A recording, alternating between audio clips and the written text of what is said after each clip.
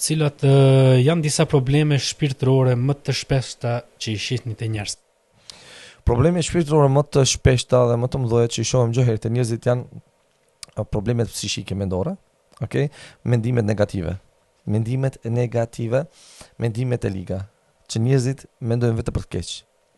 E kjo të menduarit vetëm për të keq, çdo moment është një lodhje e madhe psiqike. Edhe njerëzit lodhen. Se nuk është do të mendojsh një herë, dy herë. Pa ndërprerje këto mendime. E pa ndërprerje këto mendime, derisa edhe ëndra i ka për të keq.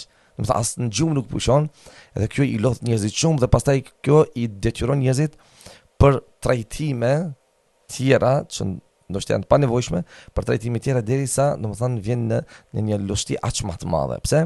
Për shkak të tyre mendimeve negative që aty i vijnë, e pastaj normal këto mendime negative që është prej mendimeve më të këqija është edhe vetvrasja që ka më të madhe. Njerëzit po jo të gjithë në të së njëjtës nivo, të së njëjtës kategori. Pra mendimet negative, përzierje të ndjenjave që njerëzit i hupin ndjenjat, u ftofen ndjenjat. Mirë, keq, për ata është njëjtë.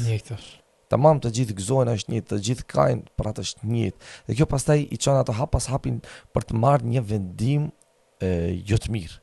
Kështu që këtu i kanë problemet më shumë mendore.